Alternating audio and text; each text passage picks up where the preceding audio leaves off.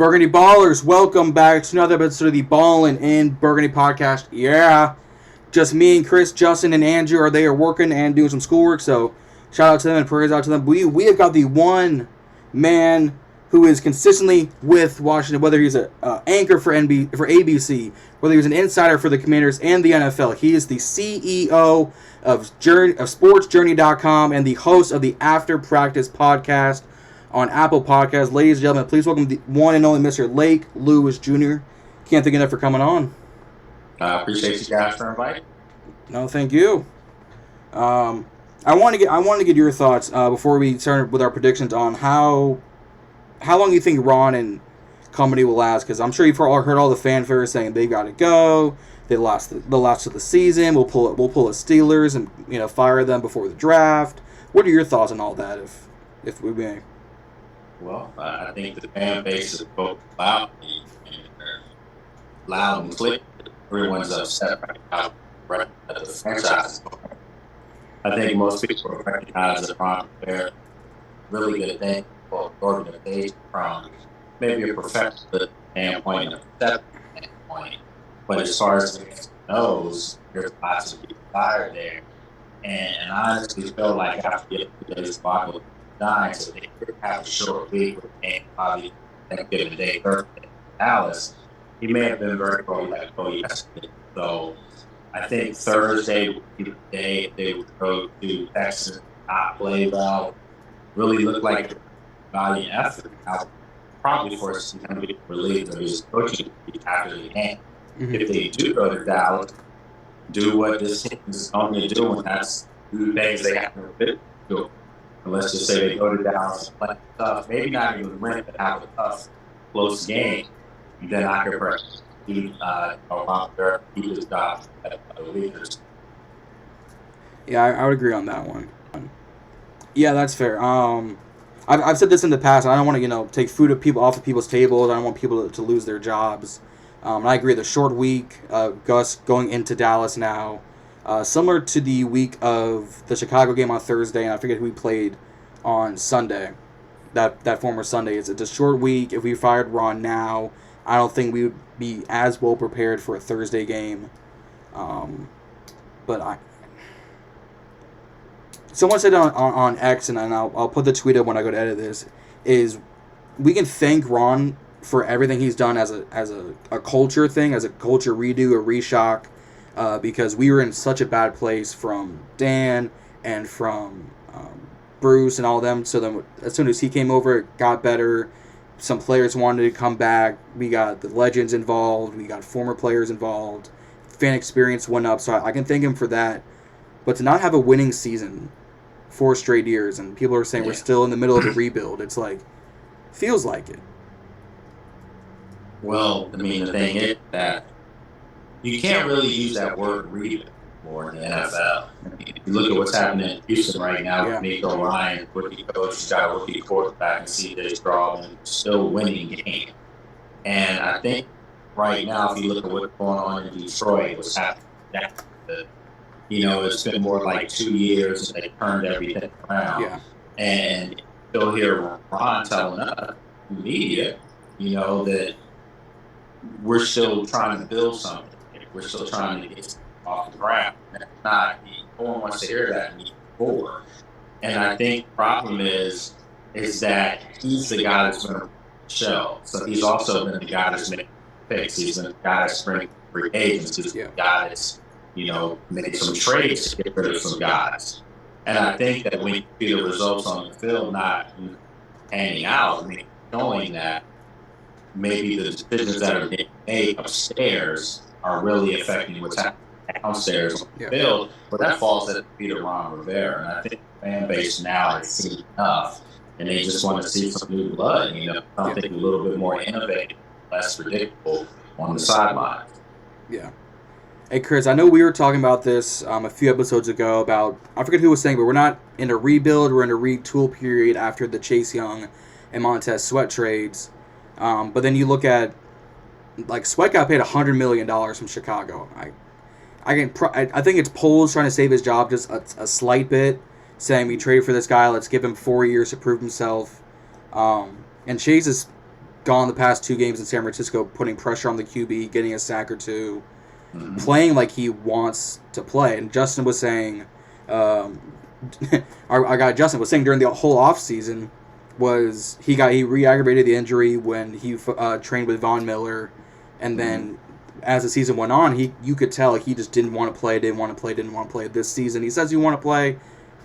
5 sacks in 8 games and he gets traded. It's like something's not adding up. Well, it's quite apparent Yeah. that he wasn't being utilized the way he wanted to. Right. And I'll ask both of you gentlemen, I'm sure you've been seeing a lot of Jack Del Rio blitzing.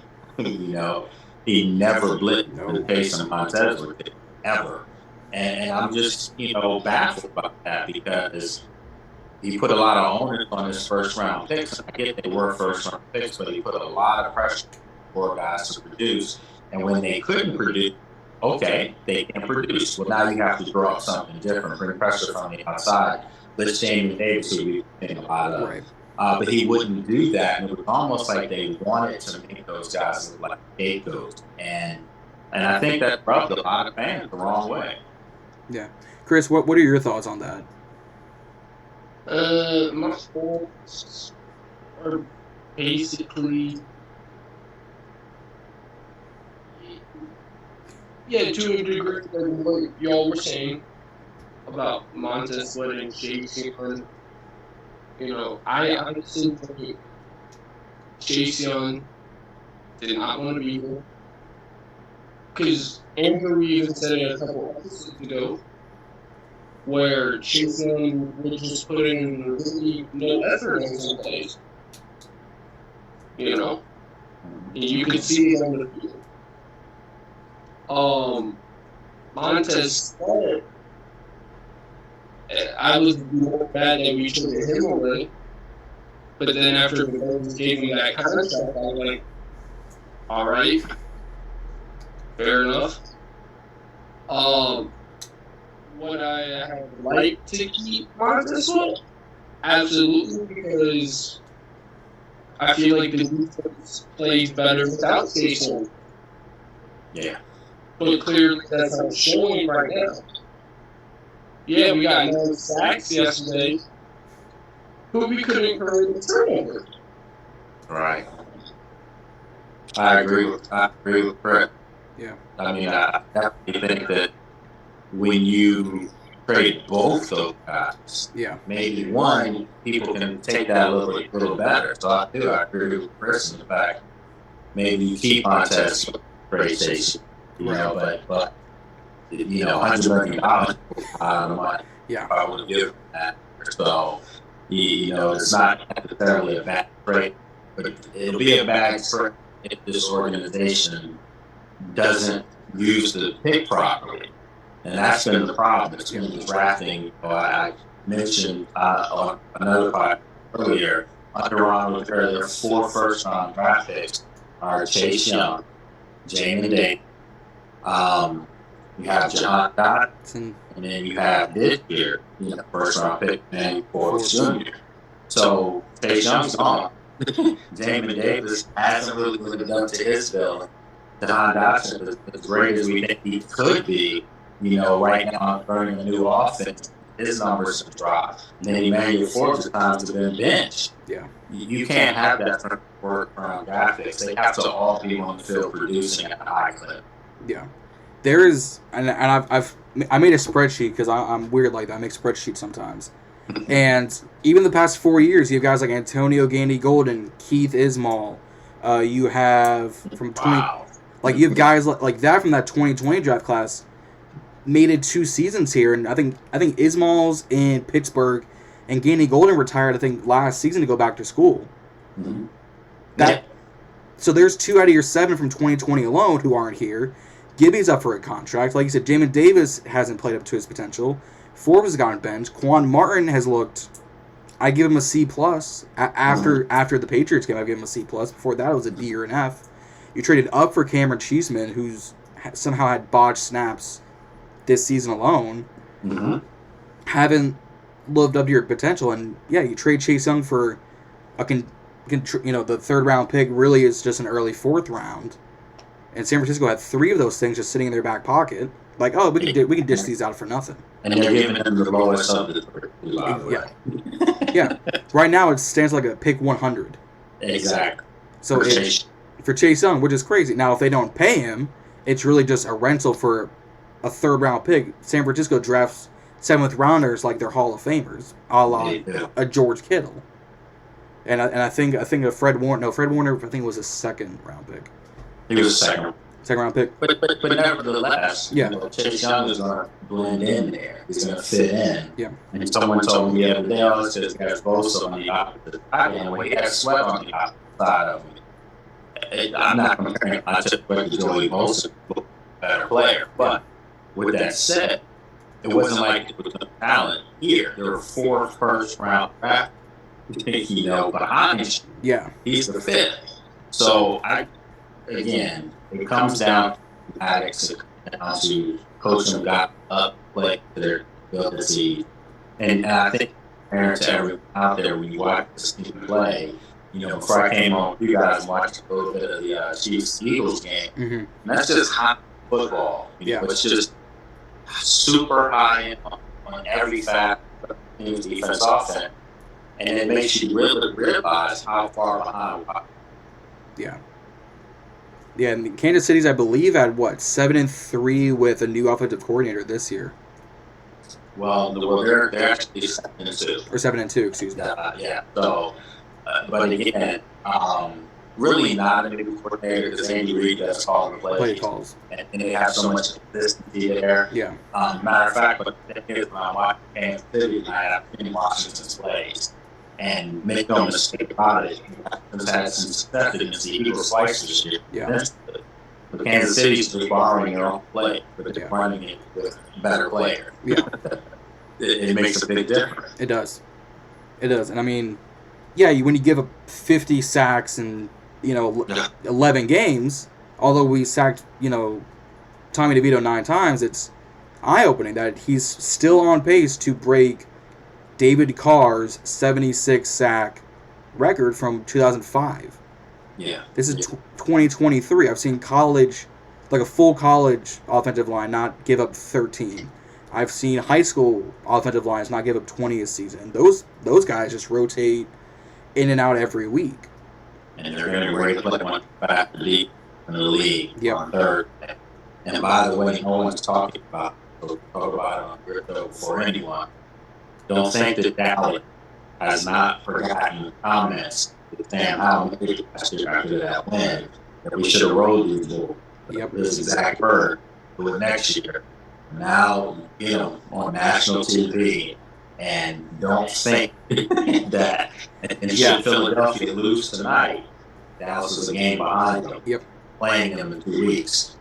It's not like that. I'll roll over for the game. They're going to take very serious, so it could be ugly. Oh, it's going to be ugly, and that was the perfect transition. I couldn't have thought one any better. Let's talk about these predictions. So Thanksgiving Day, which is Thursday, doesn't somehow feel like it's November. No, it doesn't. But we are the second of 3 primetime games. We are at 4:30 p.m. on CBS. Dallas is favored by 10.5 points. Over-under is at 48.5. We are at Jerry World in the $1 billion playpen without F.A. Obata. He got put on IR. Gibson is questionable. Dejon Harris is questionable. Forbes is questionable. Sam Cosmi is questionable. I mean, like you said, we beat them week 18. I think it was at home. House first game. Oh, but he threw a pick in the end zone. First career start, sitting behind a Carson Wentz and a Taylor Heineke with a Scott Turner offense. And, I mean, still a bad offensive line. Somehow looked better than this year's offensive line. So that's going to happen. But, like you said, they're going to take us very seriously considering what happened last year. And I'm sure they're looking at how we played against Philly versus how we played against everyone else. Is, these division games, they somehow either do really well or they don't show up at all. I was listening, and Chris, you know what I'm talking about, a YouTuber and comedian, the Chiseled Adonis, my guy. He says the same thing about the Steelers, is they don't play up to the competition, they play down at times, especially these trap games. Giants, Chicago, Denver we could have choked, Arizona we could have lost. Like, we're sitting at 4-7. We could easily be a 2-9. Yeah. A 1-10. Dare I say 0-11 team. Yeah. I mean, you think about the win we had against Denver in week 2. It appears to be because Denver was a bad team, but they turned the corner. Yeah. Now it looks like a quality win where you play the competition of your opponent, and I think that's the problem. So I tell you, I really don't see this team being blown out in Dallas because they do things they have to do. You mentioned the Bears and all these bad teams. Well, Washington's a team, and other teams look at them like they can get right in Washington. So we have to kind of put the narrative and stop thinking that Washington's losing to bad teams. They're bad. But with that said, they always play better than play superior teams. Yep. And if this is a rival game, it's a divisional game, they lost the game in the division. I don't expect them to go into that now. I don't think they quit at all. There, I think they're going to be coached again, and I think they're going to win in the fourth quarter without looking away. I think that's a spread, but I don't think it's going to be a blowout, Right?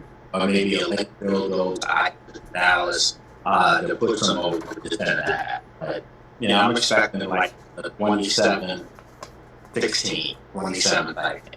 Yeah. I'll take that. Would I love to put up more points? Yes, but like you said, this is a vaunted Dallas defense. Micah Parsons is making a case for defensive player of the year. He's listed as linebacker. He really plays more off the edge. But if you had to say, he's a linebacker, then he's a top 5 linebacker this season. And he's only 22, 23? 23 years old. 23, and damn, I'm 21. I feel like crap. Chris, what are your thoughts going into this game? Because, like Mr. Lewis said, it I don't know how to feel about this game. Look, this Cowboys week is Dallas. I can't believe 4-7, 0-11. I'm always thinking the Skins are Commanders. I'm taking us. Yep. Somehow in that upset victory.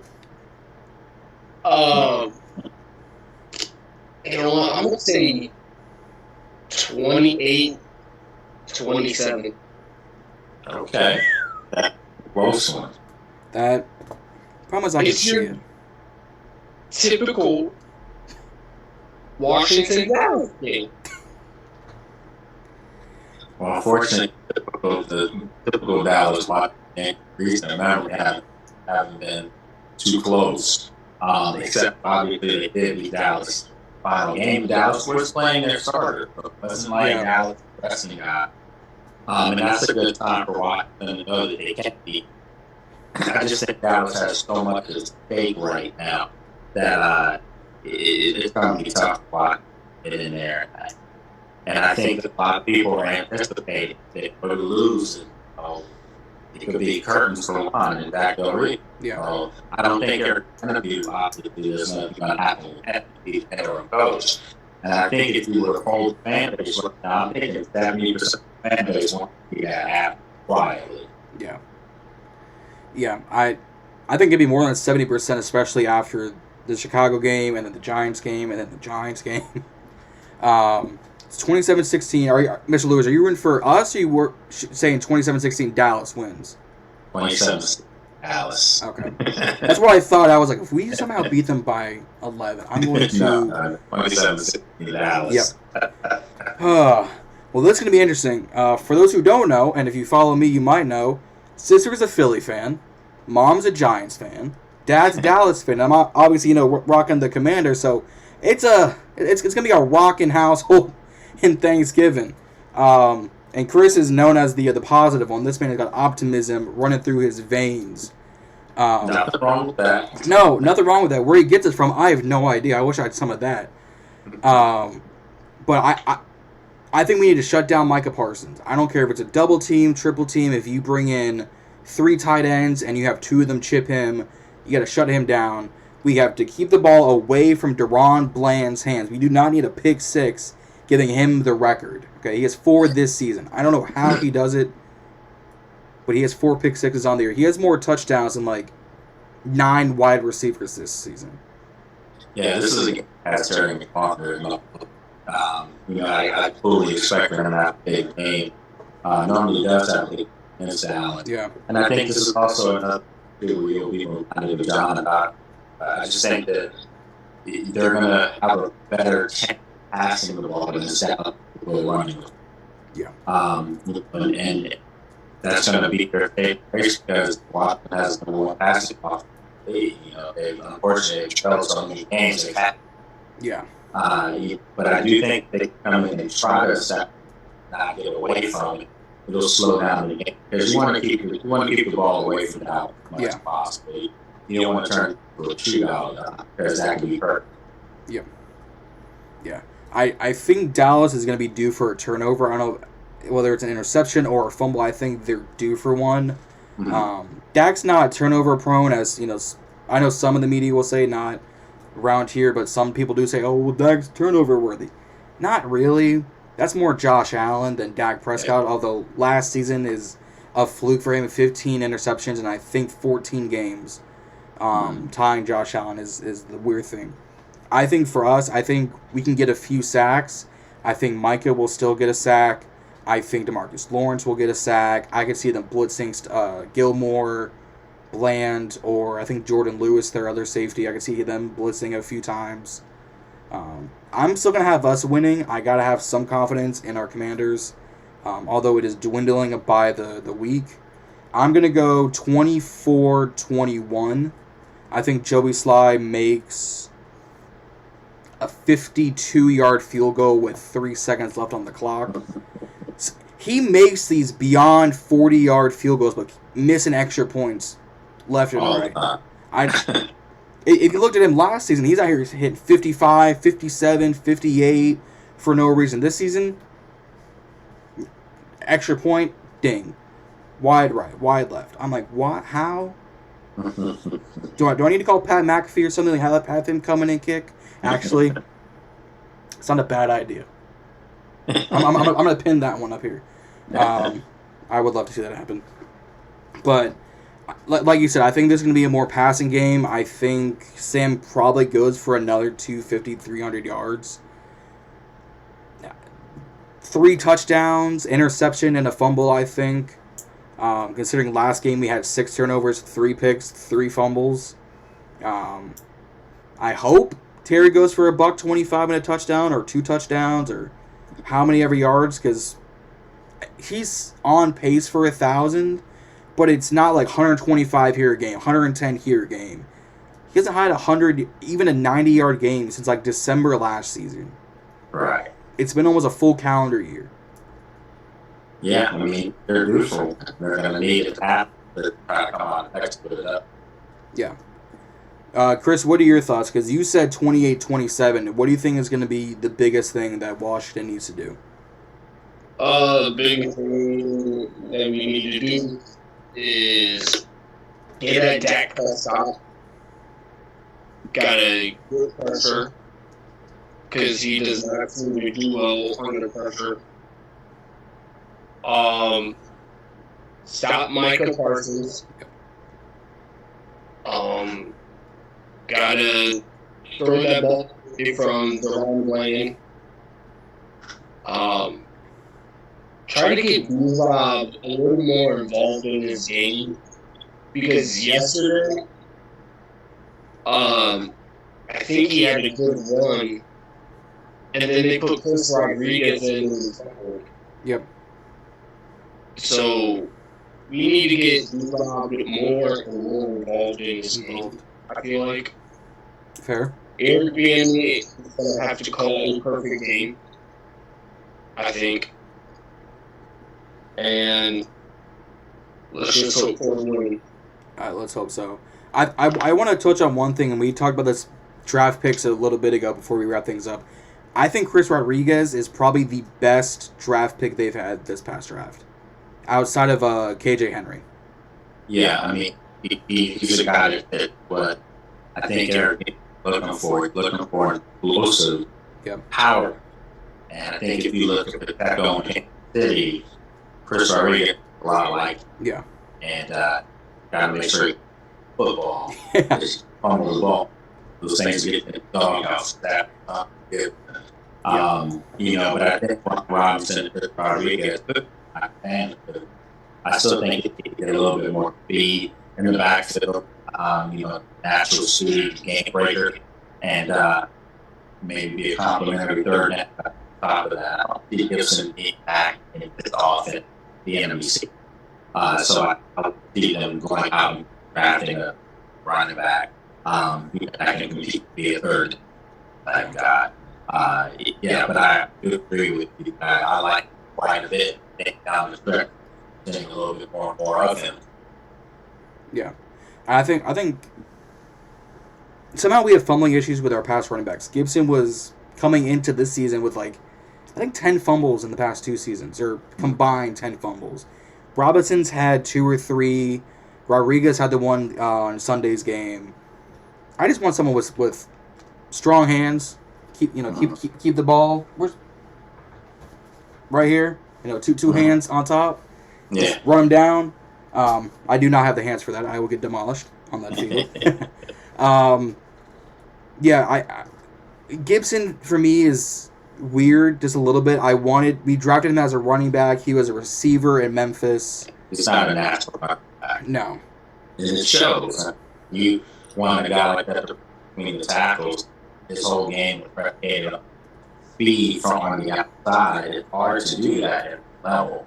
And he's walked up to try to fit the bill for the job, but he's better backfield passes. I think they should be positive with that. Yeah.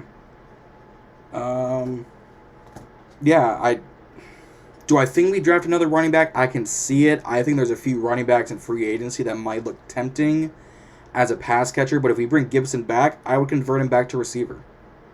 Yeah. He's about 6'1", about 200 pounds, fast, involved in the run game. It's very similar to a Curtis Samuel, who I don't think we bring back next season, contract-wise, and I think injury right now-wise. If we do, great. If not, I can't say I don't see it happen. I can't say I'm surprised.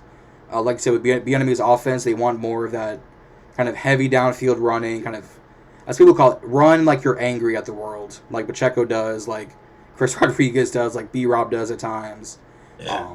And it's great. We somehow pick up average 4 yards a carry, which is more than some teams can say for. Absolutely. I agree with you. Yeah. Chris, do you want to say anything else before we start wrapping things up? I don't want to keep Mr. Lewis on too long. Let's win. That's fair. Mr. Lewis, any parting thoughts? Well, I just think, it's going to be hopefully an entertaining game on Thanksgiving. And there's no game, right? And all right. Washington, they're pretty back up in W's in Dallas. They used to win in Dallas. So, I think to a lot of the candidates, they're born like they really want the team to win or start moving on. Right. So it's just going to be interesting how they Yeah, this game is going to be either one of, we win? All right, so Ron's here another week, huh? How do we feel about this? Or it's going to, because we play Thursday, and then we have another 12 games until we play Miami. So it's a mini bye week, which will be great because we've played 12 straight. And then we play a week, and then we have the bye week. I don't know how they schedule that. It could be time you make your move for you have almost 2 weeks to prepare for 2. Yeah. So that could be the scenario that they're thinking about if they were to play poorly. They don't play poorly on 6. Yeah, I can see that. That's going to wrap things up, guys. Don't forget to hit like and subscribe here on the video. Head over to Apple Podcasts and follow the After Practice podcast with Mr. Lake Lewis Jr. It is an absolute blast to listen to. Whether it's Apple Podcasts, wherever you get your podcasts, go find him over there. Head over to Instagram, go follow him at, I believe it's Lake Lewis Jr. on Instagram and Twitter. Can't thank you enough for coming on, especially whether it's late at night around here and we're just getting ready for the holidays. I can't thank you enough for coming on. Anytime. As always, tell people who are starting the podcast and doing things. Keep grinding. Anytime you need to get help, just let me know. We appreciate it sincerely. Like I said, don't forget to like, subscribe to the After Practice podcast. Don't forget to like and subscribe here on the channel. Head over to Instagram and TikTok. Go follow us all over there. Hopefully we win on Sunday. And by the way, for everyone who's watching, whether it's on Tuesday, Wednesday, Thursday, happy Thanksgiving. And don't forget to stay ballin'. We'll see y'all out there.